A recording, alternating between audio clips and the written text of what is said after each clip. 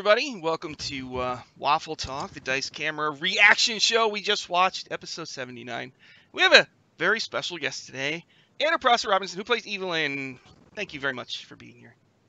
I'm so glad to be here. Man, talking about this game, I could do that all day, so any chance I get. And Annalise, what do you think of this episode? It's tough to follow up last week's episode, but somehow you managed to do it.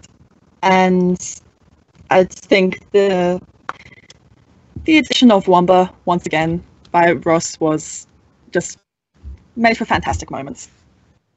What about you, Shaun? Man, I'm sorry, go ahead. I thought it was a nice kind of recovery moment from last week's episode, which was really stressful, but it's impressive that Chris was able to basically have 4 separate little groups happening at the same time and having to juggle them. It was cool. All right, Anna. What was going through your head? He spit on you. What was that? I did not like. Dude, that. it's so funny because I actually love the antagonism between Evelyn and Wamba because she doesn't usually get to have antagonism. So that's been really fun. And it's really funny behind the scenes because sometimes I'm like, Ross, am I actually making you mad? I'm sorry. And, we have a good little banter. But yeah, Wamba's super annoying. Yeah, well, I don't understand. What was with the 3 Wambas? How come there was 3? Does anybody know? I think it was Evelyn's nightmare, right? So they were just figments of her imagination. Oh, in Wamba's Evelyn's nightmare? I guess. Just to add on top of it. From a mechanical point of view, I think that was to form the Battery Goblin stacks. Mm-hmm. And that was a very clever move on Chris's part because 3 Wambas is 3 times the frustration, right? Yeah, the Wamba battle stack, that was awesome. We need to talk about the elephant in the... Uh-oh. Oh, no. The elephant in the where? Where's the elephant? How did you manage to compare them to Lathander? I'm sorry. Yes. We missed some of that, Annalise. Am I still here? Yeah. Yeah, you just dropped off a little bit. The elephant in the room, which is how did you manage to convert a Wamba to Lathander? Well, the question is, did I actually, or was that Wamba pretending while the other ones armed the egg bomb that is now apparently ticking? Oh, that's true. So yeah, the bomb is ticking. Oh. I mean, I assume that's what's ticking. That was... What? That was armed with the power of 1,000 magic missile? Yeah, something like that, yeah. It's like a nuclear bomb, like D&D style, Yeah, I thought this was a really good episode. It's like Chris running, when you split the party, that's usually like a bad session because it goes so slow, But he's able to even though he takes a long time with each person, it's not boring. You know what I mean? I was very interested and I couldn't wait to get to the next turn. You know what I mean? And I was so pumped about this episode because it's Evelyn's in the tomb all by herself. And I couldn't wait to see what was going to happen. Anna, did you look at how they have the picture of the room? Did you? I asked Chris to send me the picture right before the game because I didn't want to study it in between because I wanted Evelyn to be coming up with it in real time, kind of. But I couldn't really see the picture from when he was just showing it on screen. Mm-hmm. So he sent it to me right before the game. Did you? I think he changed. I don't want to spoil anything for anybody, but I think he changed. It was a nightmare version of the room, I guess. Is that what happened? And it's not. I guess so. The effects were, I think, different from the book. So I actually have no idea. I did not research it because I didn't want to know. But I do know that Chris has stated that he is going to be changing up the tomb so as not to spoil it, just as he did with Acquisitions Inc. So whether this room actually appears in the real non-nightmare version of the tomb is going to be interesting. I'm intrigued to see what changes he makes to that. Okay, I think we have a bunch of questions, right, from Twitter and Reddit. So, Annalise, I think you're doing the Twitter ones, right? Yes, I'll be doing the Twitter ones, and Shaun is going to be doing the Reddit ones. First one from Scotty Hood on Twitter. Oh. On the last Waffle Talk, Holly mentioned accents that rarely get used in D&D and used your southern accent for Evelyn as an example. Where did the idea for using that specific accent come from? Well, Evelyn was used in a previous campaign for Misclicks called Misclicks D&D Outbreak. Really? And so, yeah, it's funny. A lot of people don't know that, but Evelyn was around for an entire campaign. You can watch it on the Misclicks YouTube channel or Twitch. But in a different iteration than this one. She definitely was revamped for this, mostly because I forgot a lot of the stuff about her. But she was originally Marthane comes from the fact that she was originally a paladin of Martha, and I forgot that, and I just made her a paladin of Lathander. And so she didn't have the whole sunshine thing, she didn't have the whole light thing, but she did have the. I created her because I wanted to play a like very mothering, caring, like just take care of everybody kind of character. And I honestly, for the life of me, cannot remember why she had a southern accent, other than I think I just kind of wanted to do a different voice or accent, and she just kind of became, and also I think it was the preaching thing. She kind of became like a southern televangelist kind of person as she preached more and more. But yeah, I try really hard not to say it's like a southern accent or a specific area accent, because I know that I don't do any particular accent a whole bunch of justice. But I say it's a Waterdeep, provincial Waterdeep accent. It's a Waterdeep accent. It's not a Waterdeep. It's a provincial, because her hometown is this town like way outside Waterdeep. That's kind of provincial, that her parents were, the nobles in. So that's like, it's as though someone's from, Tennessee, but they're still, I don't know. I have no idea, but Shaun, but that's where it came from. It's a mid-Sword Coast accent. Yeah, exactly. It's actually, if you want to know, it's my attempt at doing Miss Tennessee USA 2011's accent. That's who she's inspired by. Oh, yes. Look at that. There's a lot of Evelyn that's actually inspired by that person. Shaun, you got Reddit questions, right? Yes. It's from Auburn Elvis. Now that it appears that there's a pre-existing connection between Strix and Diath, and we already knew Strix and Paulton were connected in Barovia, what guesses do you have as to how Evelyn's background could be connected to the rest of the Waffle crew? We have been discussing this in our group chat for a while, trying to figure it out. My best guess is that if it's all true that Diath and Strix are basically at the center of the Skizzix-Lorcatha conflict, and them being together constitutes some breach of contract that will end the multiverse, blah, blah, blah, blah, blah, blah, blah, blah. I think, this is just my theory, has no basis in lore, no one's told me this. I think that Lathander wants to help them for some reason. I think he doesn't want Strix to be used by the Skizzix as this potential super weapon that I think she is. And I think he doesn't want Diath to lose his soul. And so I think that both of those things would happen if the Skizzix and Lorcatha got control of them back. And also I think Lathander's the ultimate shipper, because, he's like the god of rebirth and babies and likes people to love each other. So yeah, that's true.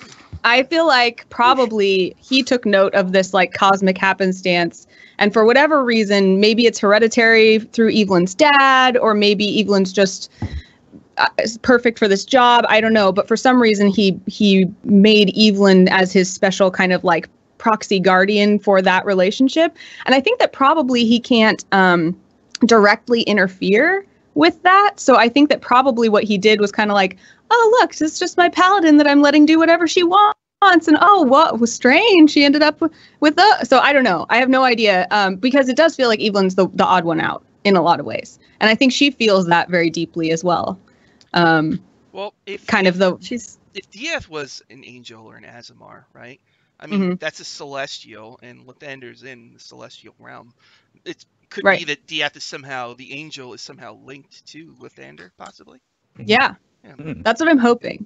And then that would but then that doesn't necessarily make any discovery about like why Evelyn of any paladin of Lathander, which could also be cool too. Like if she's kind of in a Ray situation where like, no, there's nothing special about you. You're just in the right place at the right time. then that's kind of cool too. So we'll see. All right, got any more Twitter questions? I feel like that would almost be yes. I do have more Twitter questions. I feel like Evelyn being nothing special or nothing chosen would almost be more powerful for her character, to have this pure and innocent character who is has her faith, which is just so unshakable and so strong that nothing that happens to her or her party could change that.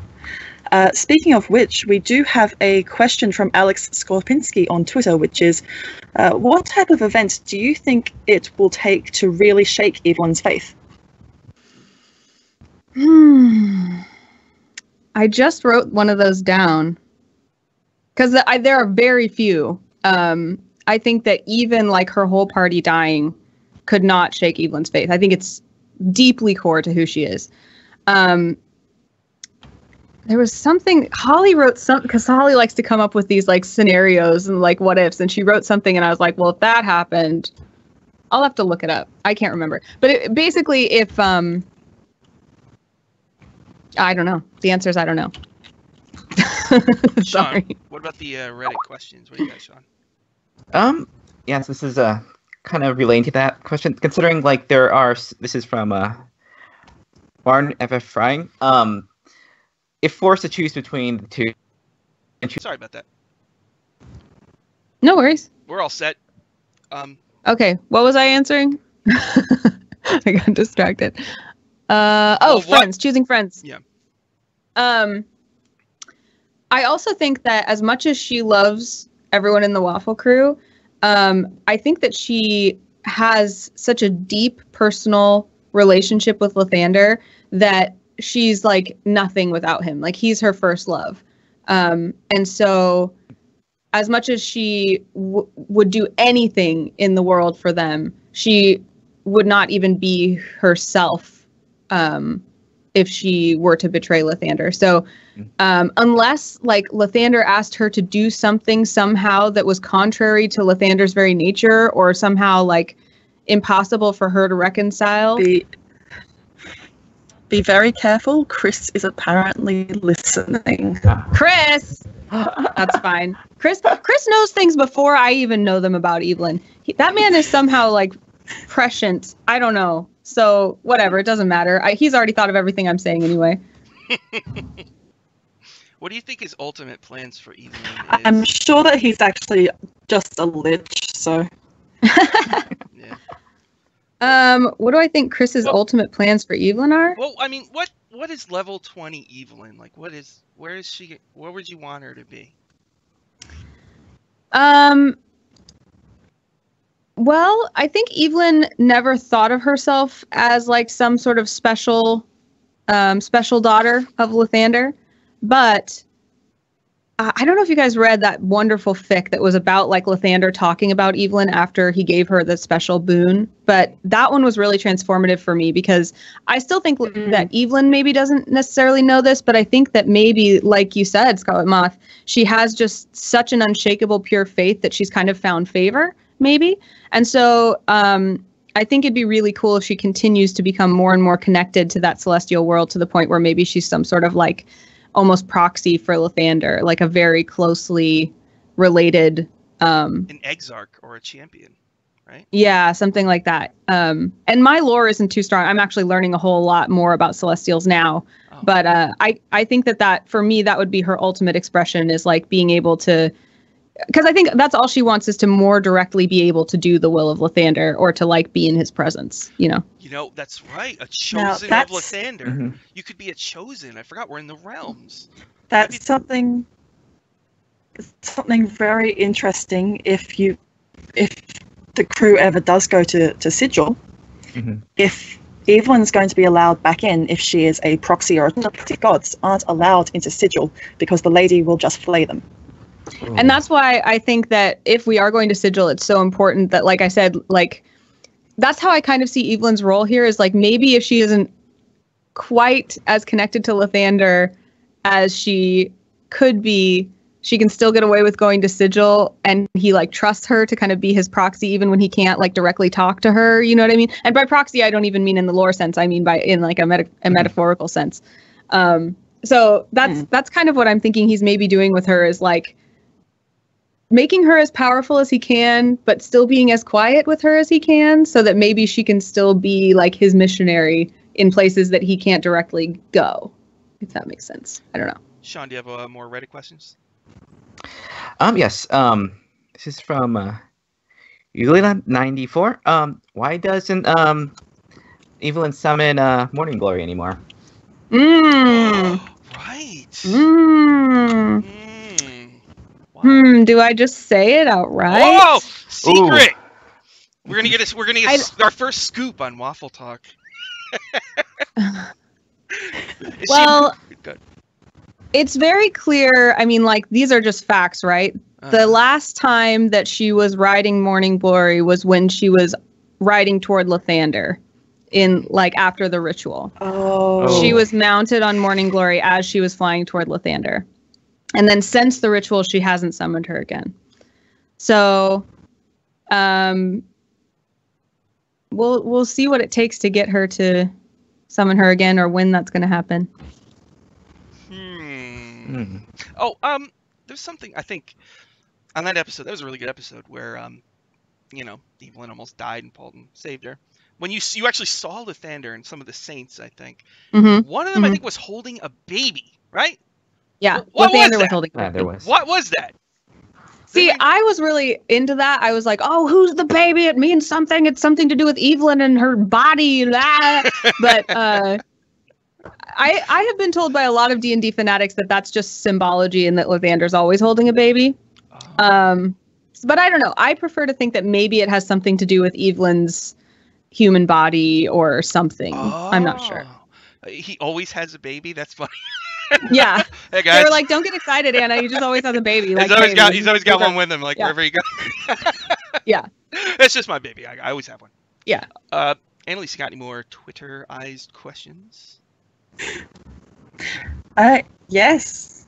From Crystal Clear Animations on Twitter, what would Evelyn do if she picked between her friends and Lathander, but the one she didn't pick was lost forever? Wait, I think you kind of cut out. So if she had to pick between her friends or Lathander, but the one that she didn't pick was lost forever? Yes. I know it's kind of a boring answer, because like everyone wants me to be like, no, she would do anything for Strix and Dieth and Paulton, but like she 100% believes that everyone in the world would suffer if Lathander was lost. That the world would not have worth, if Lathander was gone. So it's kind of an easy choice for her. I mean, it's not an easy choice in that like her soul would forever be heavy and her heart would forever be broken and she would never be the same again. But she would never be like, oh yeah, well, the God that I believe completely like defines and saves me and that makes the world a good place. Screw him for humans, for my selfishness. She sees her connection to her friends as selfishness, because she feels like what she's supposed to do is love everyone completely equally. And she is supposed to, especially in early episodes, you heard her a lot of times espousing like, it's a privilege to go into the light. Death is just a passing into a better place. And so a lot of what the fic I just wrote, or the canonical background that I just wrote, is trying to express is that she fears the moment of her friend's death so much because she knows what she's supposed to do at that moment is celebrate and be glad for them. But selfishly, she would lose everything that she holds dear in the mortal world. So she feels and is trained to try to distance herself and try not to expect any like love or connection in return. She's supposed to be an outgoing love beacon, not necessarily like selfishly desire that for herself. So I hope that answers the question. Okay. And Go ahead. Would I be correct in that some of her connection to Lathander is tied to a hint to that backstory and to Evelyn's family? We missed some of that question. Can you ask it again? Is part of Evelyn's love for Lathander tied to her family and to her backstory, which we haven't actually heard much about on the show? Oh man, there's so much Evelyn backstory that I forget that you guys don't know. Evelyn's father was a paladin of Lathander. Yeah, that's new, I guess. And man, should I? Because I have a feeling that like at some point Chris is going to want to reveal a lot of Evelyn's backstory, so I don't want to spoil it. But yes, her father was a paladin of Lathander. Her mother was not, but believed deeply.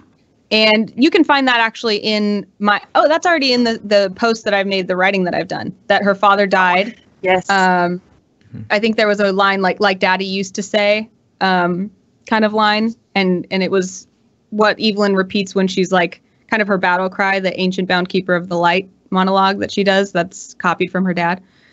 That she's added to a couple lines she's added here and there, but the original that she quoted with her mom Avalona in that Grumps story was Rewind is asking about Evelyn's brother. Yeah. Who's Evelyn's brother? In fact, if anyone watched Miss Click's D&D Outbreak, people know a lot about Evelyn's family without me telling. Although I will say that I've changed a lot, but they did meet Evelyn's brother, whose name, okay, here's a weird thing. Can I just tell you? Yeah. This game is like #blessed, okay? Mm-hmm. Because a lot of things happen that we don't even know or don't intend, that we create out of nowhere that then later become like, oh my gosh, how did we know? So her brother's name is Brighton, Brighton. And that I made that name before she was a paladin of Lathander, before the sun symbology, before Brighton, before anything. It just works. It is. But she calls him Brick, and super forsooth knows Brick in chat. But yeah, that's her brother. There's a little bit of Evelyn's brother is not like her. We'll say that. Shaun, you got questions? I'm sorry. Go ahead, Annalise. I will say that some of that was hinted at in some of I think that was on the subreddit. So if people want to go read that, then you might be able to link that towards. There's a lot that's hinted at in that writing, like a ton of her backstory, because I was getting I wrote like a 5-page essay to Chris of like, I finally figured out Evelyn's backstory. Here's what happened. You emailed it and then I did. And this is what's so funny. I emailed it to him and the top line was like, Chris, I know you're a very busy person. And this is a very, very long email. And I'm sorry, but it just finally all came out of me. So read it or not. Ignore it or not, no need to respond, whatever you want, here you go. Did he read it? And then he never mentioned it. That's and horrible. Then I was like, okay, fine. Sorry, Chris Perkins. But then later he brought it up and he was like, oh yeah, you sent me that backstory. I never read it. Will you send it to me again? I was like, okay. That's so funny. I sent it to him least again, he's truthful. Yeah. He still has never responded, but at least he knows that exists. Oh, that's awesome that you put so much work into your character, though. I mean, it definitely shows. You know what I mean? I think that's part of the reason people like the show so much is because the players are so invested in their characters, and you guys add so much. It's not Chris just sits back, and you guys do a lot. And I think that's kind of what makes the show, Well, thank you. Popular. We're kind of. We're as big of fans as our characters and each other's characters as anyone else, arguably the biggest, so. Shaun, you got Reddit questions? I have a question. Considering Chris likes to have save the really intense stuff for the end, have the really crazy cliffhangers, was it ever tough to reset and go straight to another show like Miss Clicks directly afterwards? It was very difficult. I've put a lot of thought into that because it's I've been playing Miss Clicks D&D on that channel at that time for almost 5 years. Mm-hmm. And so I almost didn't say yes to Dice Camera Action because of that, because I was it would be too hard to switch over. I'm so glad I did. The world would have been worse off. That would be so bad. So I try to just compensate for that as much as I can by just trying to. I like to see it as like an acting challenge, you know, to try to be the kind of actor that can just do whatever I need to do at the moment. But yeah, I think it is very difficult is the answer. Annalise, you got Twitter stuff? Yes, from Matt Wilcox. If Polton finally seemed to respond to Evelyn in the way that Evelyn would like, does that put enough pressure on her to seek out her human body? She won't do it for her, we do it for Polton. This is a really good question because there's kind of two levels to that. The first is when you say respond to Evelyn in the way she would like. It's really interesting because, like I said, Evelyn doesn't. She doesn't think she ever should expect someone to like love her back. She doesn't. Really? Yeah, because it's her job to just love everybody, and it doesn't matter how they feel back towards her. And that's where that like a lot of people thought it was like a naivete at the beginning where she's like, she can't tell that everyone's annoyed by her, or she like doesn't get that everyone's laughing at her behind her back. She got it. She saw it. She just doesn't expect anything different. And it doesn't matter to her basically, because she knows who she's supposed to be and what she's supposed to say. And I think the reward of that was so great that like the characters were super annoyed by her, and a lot of fans were super annoyed by her for a very long time. And then as she just continued to be exactly who she was, people kind of started to accept that and to value it and now feel very close to her. And that was something that like one of the things I most wanted to accomplish with Evelyn's character was that kind of idea that like you can be exactly who you are, and especially if that who you are is positive and loving, that ultimately that's what'll shine through. So all of that is to say that if Polton did suddenly start responding to her in a way that I assume you mean in a romantic way, she would be really confused. Like she would have no idea what to do.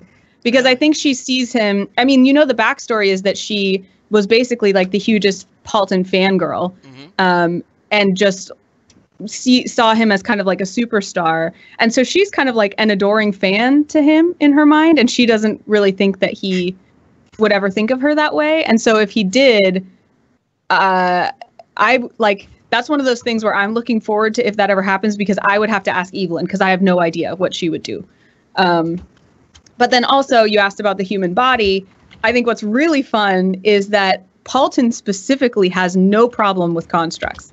Polton specifically has a construct son that he loves more than most people. So to Evelyn, like secretly in the selfish mortal portion of her soul that she's like, where she allows herself to be human, that's where she keeps that little hope, is like, oh, well, at least Polton likes constructs. And, you know, so I don't think that Polton ever would like have a problem with her being a construct. It's almost like a perfect pairing. So I don't think that would make her get her human body or anything. I mean, I'm not saying there's fanfic out there about how much Polton likes construct Evelyn, but I'm not saying there's not. So Polton has never indicated any kind We do have a few other questions. Go ahead. Oh, sorry. Yeah, go ahead. A few questions in the chat about what Anna's thoughts are on some of the other pairings, like Dee and Evelyn, Miranda and Evelyn now, and someone even asking about Strix and Evelyn. I am an all shipper. All ships are okay by me. Love them. I will say I'm one of the original Strieth shippers too. But I was always afraid to tell Holly and Jared that, because I thought that Holly had made it really clear that she didn't want Strix to be in any romantic relationships. Turns out that it was more of a being true to Strix's upbringing and that being part of like how she learns and evolves and all of that. But when I wrote the Modern High School AU TV script, it originally had very, very obvious Strieth implications, but then I went back through and had to make them more like, we're just like best pals, and we just like, you know, want to be around each other, and it's not romantic. We just sort of get, you know, we just like to spend time together. Yeah.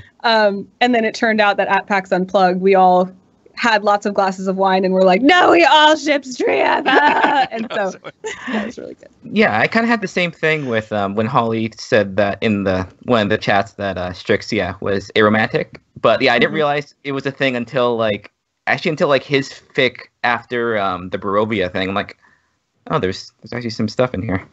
Yeah, and I mean, that's not to say how Strix feels toward Dieth specifically, but just that, like, out of respect for her character, if she didn't want her character to be shipped, then I was trying not to. Although internally, I certainly was. That is so crazy. And a lot of that actually changed in the 50 years that Strix spent alone. And Holly, I believe, explained last week that Strix's character did evolve and grow up and is now more open to those kinds of connections. Yeah. I still want to hear more about her time with Baba Yaga. Strix has such a cool history. But the thing about, like, Evelyn and Paulton, I don't know. I know you're not an Evelyn Paulton shipper. I've heard you say it before. I'm a Drizzt Evelyn fan. Drizzt was cool, man. Remembers the Drizzt Evelyn ship? That's one of the best ships. Yeah, it's a good freaking ship. He's single, I guess, probably. Yeah, she gave him some hard eyes back in the day. Yeah, I think. Yeah. But I will say that, like, Myliki and Lathander are on good terms. Yeah. I will say that, like, when I say I'm an all shipper, that means that I will talk about and play with and write fiction about and enjoy art of any ship. Evelyn Paulton is very troublesome if you really get down to it. Like, it's not, and I reckon, so when I say, like, ship Evelyn and Paulton, certainly I do in the fanfic fun sense, but in the, like, sense of Anna as an actual human, what she would say to Evelyn about this, it represents a lot of relationships that I've seen or even been in where people either believe, like, have blinders on about a person or put them on a pedestal or don't believe they deserve certain treatment, so when I'm role playing that, I'm very cognizant of, like, I guess what I want to say there is kind of just, like, remember that these are characters. These aren't us in their entirety, and they're not meant to be, like, people you should always emulate. They're flawed people, which is what makes them so fun. So yeah, I've never been because Paulton doesn't give at all. Like you've reached out so many times, and he's like a wall. And I'm always like, what is the deal with this guy? His character is just an alcoholic, right? And that's it. There are. I do keep a very close catalog, though, of ship hints from Nate. What is a Nate ship hint? I've never registered one. So, I mean, some of the obvious ones, right? Like, he said in episode 73, he specifically said to Evelyn in a very meaningful way, like, when it comes to people I care about, like, looking at her. So he has said he cares about her. Like, very blatantly. And then there are some little, like, funnier ones that who knows if they're actually intentional, but I'll note them in my ship book, right? Like the lay-on hug healing during what was the ship called? The ice battle with Arctis. Oh, on the Star Goddess. Yes, on the Star Goddess. The battle of the Star with the Star Goddess on the Star Goddess. When she did lay-on hug to heal him when he was frozen, and then he came to and said something like, plan worked or something like that. So implying that he had been trying to get Evelyn to, like, hug him all along. An interesting note from Jared in the chat is that Paulton hasn't taken a drink in a long time. Oh. Yeah. That is interesting, isn't it? Yeah, when did he... I couldn't tell if he was implying that Paulton took a drink during the show today or not. Because he did do a, like, pop drink thing, but it could have just been Nate taking a drink. Mm-hmm. Yeah. But I don't know. Sometimes he roleplays that. Sometimes he's just taking a drink. Yeah, he did have time when he was with Miranda. Could have been drinking then. Yeah. Which, by the way, I ship Miranda Paulton because how cute were they? Yeah, definitely. It really. That was like, oh, this is, like, pretty good right here. She tells him like it is too, instead of Evelyn, who's just like, everything you say is wonderful. All right, I think I'm still on the boat of Get Evelyn a Girlfriend's 2018. Yeah. Evelyn and Dee was pretty special, regardless of whatever they are. They had a real connection. The live show Hug, right? where you insisted on hugging Strix. Mm-hmm. I love that was great. The live shows are really good. I really like those. Me too. Those are landmark moments for sure. Okay, I think we're just about out of time. Anna, do you have anything already? else? Yeah, well, we could stay a little longer if you want. I don't want to waste all your time. That's all. I mean, Chris went overtime. Why can't we? All right, that's true. And I was late. All right. Yeah. So, Annalise, you got any more Twitter questions? I believe that we might. Might just go over to Shaun first because I'm just dragging the questions back up. Mm-hmm. Okay. Is there about Juniper? How did Evelyn find her? Was she was she from the Miscooks link, or was it something for this campaign? Ooh, that's a good question. I don't remember if she came from Miss Click. I think it was just this campaign. I just wanted her to have a pet because Neil Koibu, who's my DM on Miss Click's D&D, never lets me keep pets. I always forget to feed them or forget them somewhere, and then he's like, "Your pet died," or "You lost your pet." No! Oh no! Which I have nightmares about. I'm not joking. Like I frequently have nightmares where I forgot to feed a pet for a year and it's dead. Oh. So. Thanks, Neil, for that. So I just wanted to have a pet with a nice GM that would let me have the pet. That's a second edition game, right? Is that one? Yeah, it's a homebrew, like, second edition with house rules. That's crazy that you play 2E. It's so wacky, right? Yeah, well, he kind of threw out Thaco a little bit, so he made some modifications. Well, Thaco is whacker, as they say. Yeah. Thaco out. That's okay. Well. Go ahead, Shaun. Oh, see. No, it's fine. I'm good. All right. So, go ahead, Annalise. I believe that we have a couple of questions from Lizard Person on Twitter. Has Waffle seen the light and glory of Lathander, or is Strix's influence on her too strong? I don't know. Aren't animal souls just innocents that all go to heaven anyway? So, yeah, I don't know. I mean, Waffles is technically a monstrosity, I think. Look, she's a cuddly, wuddly little owlbear. Okay. That's the one. I don't want to see Waffles die. Yeah. I did not like when Chris was teasing that last episode when Waffles was trying to get through the gate. Oh no! You know, and I'm like, Waffles is fine. Waffles is a killing machine. I'm like, come on, Chris. Dude, we were worried that he was implying that she might die when the wall collapsed on her. Mm-hmm. Oh. And all of us were having a really hard time with it. We were like, he would.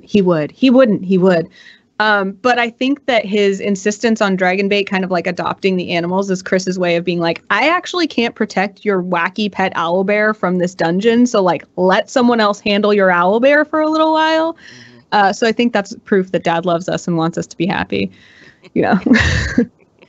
I have so many animals now, so many pets.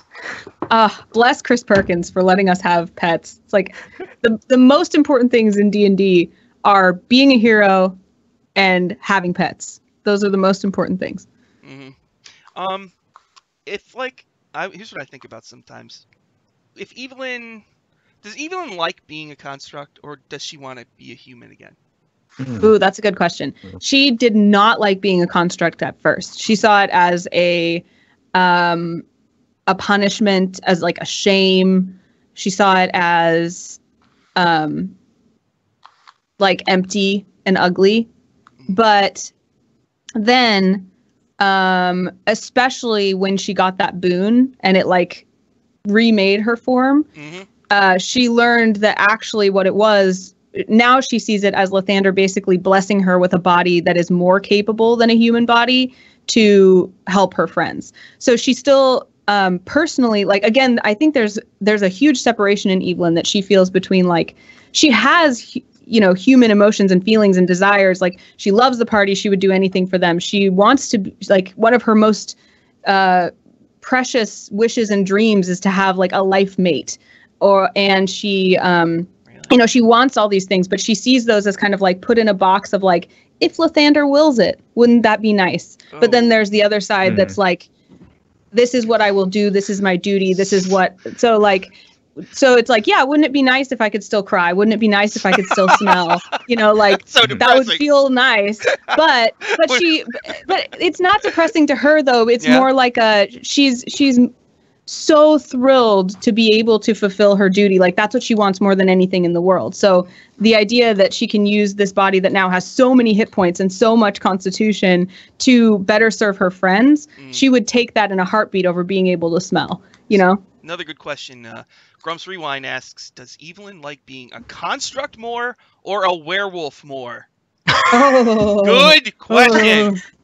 I think you mean a werepom. Yeah, the werepom. A werepom. Which Evelyn herself likes being a werepom way better, but she knows that it's questionable that Lathander wants her to be a werepom. I mean, he didn't say no, but you know, so she got convinced to like leave that behind. But she doesn't think that Lathander was mad at it, but she also didn't think that Lathander made it clear that she could stay a werepom forever. Otherwise, she probably would have because she loved that. And if Lathander's always carrying around a baby, I mean, Evelyn almost ate a baby one time. I never made that connection. That would be such a faux pas, you know? I mean, that would ruin everything you've been working. Oh, another question I had. Would Evelyn ever found a temple, like as she got higher level? Would she do that? Interesting.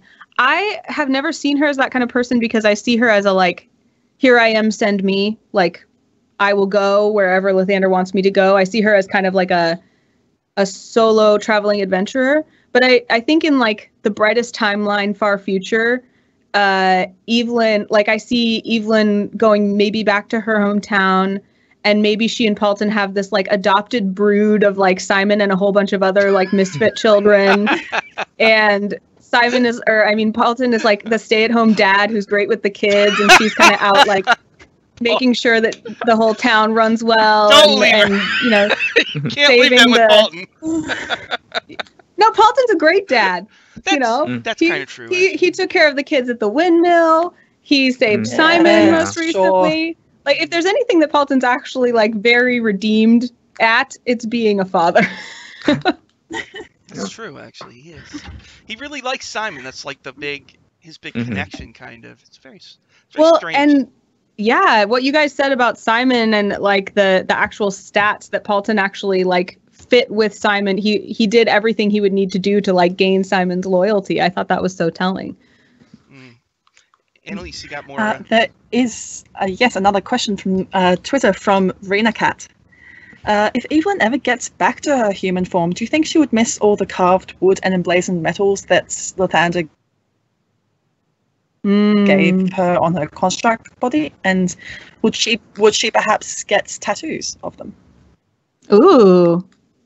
Well, Buttard on Reddit and Twitter has been drawing Evelyn with tattoos. Yes. You said that. And I like them. I like them a lot. I'm a big fan of their work, and they've been doing such amazing stuff recently. Yes. I have had an idea for Evelyn getting a tattoo. I did not think of it being like a mock-up of exactly what she was engraved with, but that's a really good idea. I think she'd get some version of that probably if she became a human again. She's down with tattoos, yeah. Oh yeah, there was the art with where she had all those rose tattoos, right? All over. Mm-hmm. Yep, that's the one. That actually looked really cool. Yeah. And I have like a very actually detailed mental picture of how Evelyn's engraved, and I can't draw, so so that would be cool to see it or describe it. If you can write a description, then I'm sure there's lots of talented fan artists. Yeah, the last month has been like an explosion of fan art. It's like holy, the show. You can feel amazing. The show is like getting bigger you can feel it getting bigger every week. You know, it's really crazy. I think we had some of the highest viewership we've ever had this week. Yeah, I think so. I mean, I saw 2,400 almost. I think. Yeah, it was nuts. Shaun, do you have Reddit questions? I have a question. After the 50-year time, like Evelyn had a crisis of faith. Did you ever consider her maybe having her lose faith and then go to another class, or was it always to be kind of like come back to being a paladin?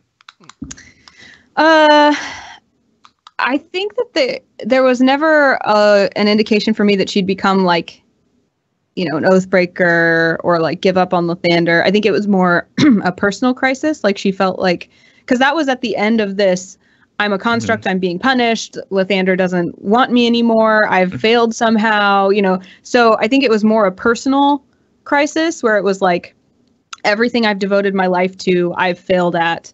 Everything the relationship that's most important to me in the world, Lathander now doesn't want me.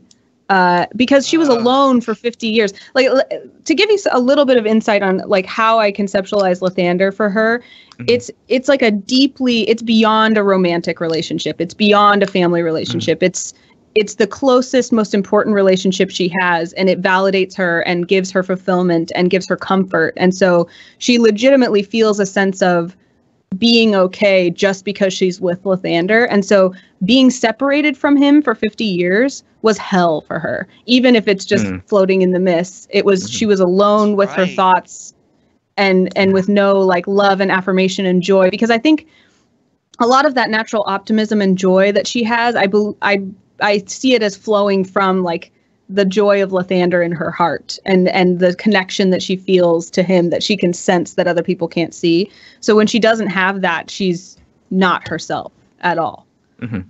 So I think that I don't know that there was a chance that she would go to a different deity or a different like class, but she maybe would have become kind of like this shell fighter, maybe. But then Strix saved her. Yeah.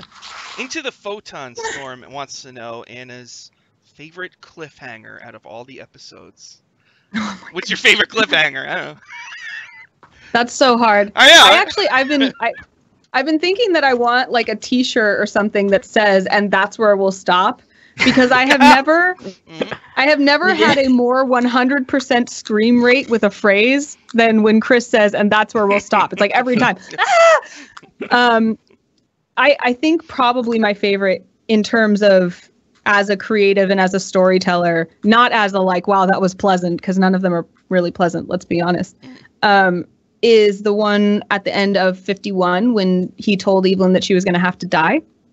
Because Evelyn was already very real to me at that point, but that was when she became something that when I heard her for the first time, really. Like, she was a very real character to me, but that was when she started talking to me. Like, I have never had a burst of creativity like that. It broke through a lot of things that I was personally dealing with creativity, where I had been, not in the past couple years, but before that, in a job that was very demanding, but also very restricting creatively. And I had kind of gotten to this point where I didn't like what I was making ever, and I hadn't written in a long time. I used to write a ton.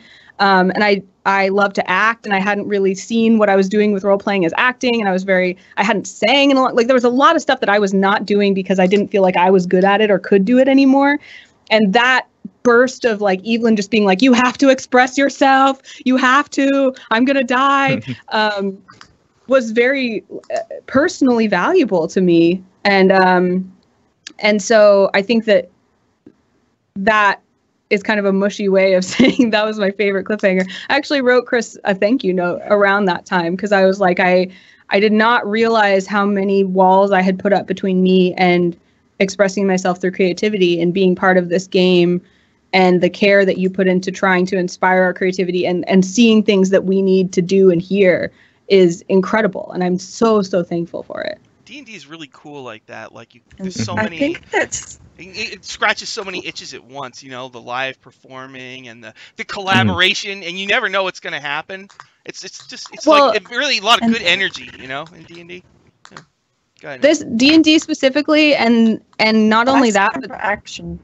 Oh, sorry. Yeah, I was going to say the Waffle fam, specifically the community around this game is. I have never found another online community like this. It's blessed, and it's the only community that I think could have helped me break through that wall. Like, I specifically remember posting the first time I sang on Instagram, because I felt like I could do that because a lot of my Instagram followers were Dice Camera Action people, and I knew they would be like, you doing this is good. We believe in you. You're like, even if it's not good, we still love you.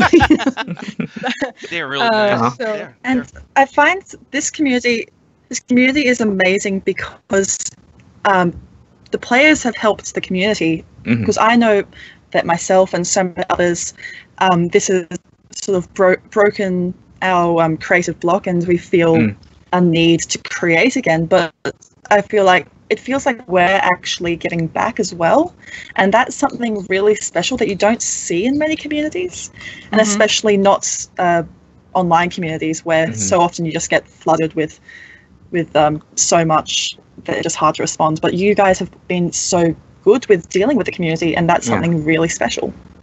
Yeah, like I don't think I've seen a group of players that have been as receptive to like interact with the community as much. Like it's wonderful what you guys do.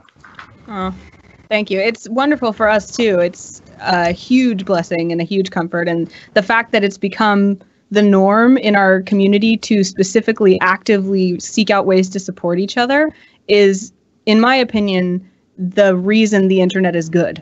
That is the good of the internet. So I'm so thankful for it. Okay, so I think we're gonna wrap it up. Anna, do you have any other things you want to say? I feel like there's so much that I would love to say about like Evelyn's backstory and like things that I haven't mentioned yet.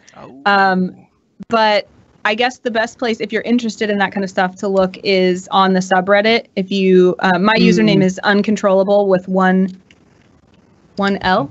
Yeah, uncontrollable with one L. UNCONTROLABLE. And you can search for my writing under that name. And anything that I have revealed is mostly in that writing, because most of the Evelyn backstory is not in that. And then if you want to go back and watch Miss Click's D&D Outbreak, which was where Evelyn was first conceived, and see the Evelyn version 1, wow. You can go to youtube.com/missclicks, which is MISSCLIKS, and see more of her. And then,